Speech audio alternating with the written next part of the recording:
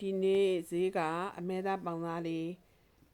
90နဲ့ငါကြက်သားဝယ်လာပါတယ်90သားဝယ်လာအစွန်းတက်ကလေးငါကြက်သားပိုးနေလို့90ငါကြက်သားဝယ်လာပါတယ်ရောက်တော့ရေစင်အောင်စီးပြီးတော့သူရှာလကာရီနဲ့စီးပါတယ်စီးပြီးတာနဲ့အရသာနဲ့ရသာမှုန်းနဲ့နှက်ထားပါတယ်အမဲသားနှက်တဲ့နေရာမှာနူးညံ့ပြီးမြန်နှက်သွားဖို့အတွက်နူးနှက်ဖို့အတွက်ဟင်းချက်ဝိုင်လေးပါထည့်ပြီးတော့မှနှက်ထားပါတယ်အမဲသားကိုအရသာ15မိနစ်20လောက်နှက်ထားပါတယ်အရသာထည့်ပြီးတော့20မိနစ်20လောက်နှက်ထားပါတယ်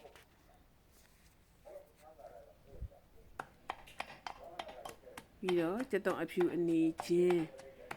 ရုပ်အပွားနဲ့ညက်နေအောင်ရုပ်စုံနဲ့မှညက်နေအောင်ထောင်းပါတယ်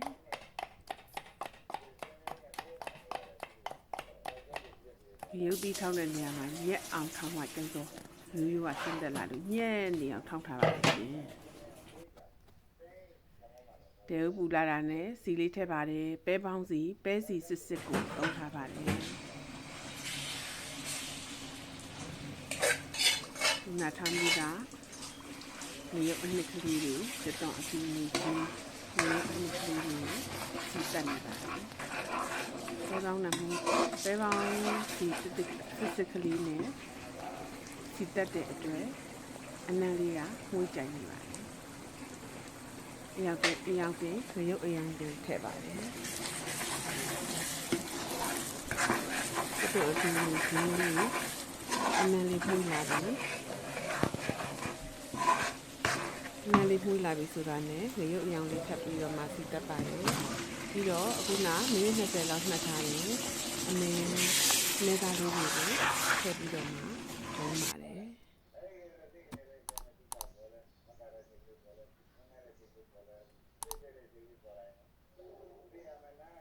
ပဲပေါင်းစီတန်လေးနဲ့ချက်ထားတဲ့အတွက်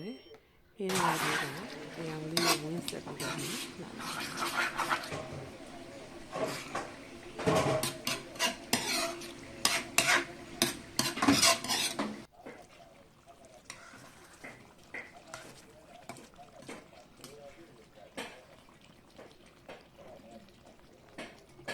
ဒီချက်ဝိုင်လေးနဲ့နှပ်ပြီးချက်ထားတဲ့အ